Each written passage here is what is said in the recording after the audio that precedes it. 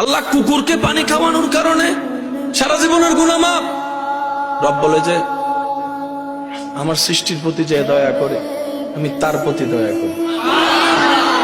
এবার বান্দা যখন হাদিসটা বুঝলো, এবার তার মনের মধ্যে একটা তুফান সৃষ্টি হয়ে গেল।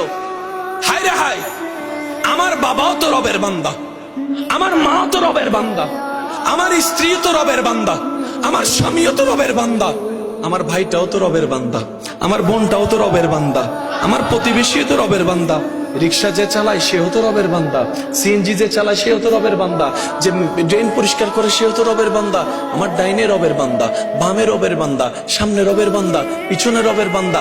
আর সৃষ্টির প্রতি দয়া করলে তো স্রষ্টা খুশি হয়।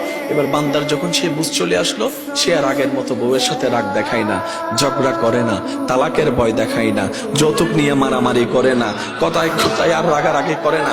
সে চিন্তা করে সে তো আমার রবের বান্দা, তার মন খুশি করতে পারলে আমার আল্লাহ খুশি। এবার বউয়েরও চিন্তা হচ্ছে এটা তো শুধু আমার স্বামী নয়, এটা আমার রবের বান্দাও তো, আমার রবের বান্দার সেবা করলে তো ওই বান্দার রবে তো আমাকে দান করবে।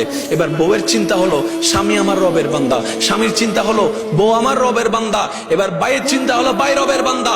এখন আর জাগা খাওয়ার লোভ লাগে না, আল্লাহর জন্য সবকিছু উৎসর্গ করতে থাকে। সুবহান।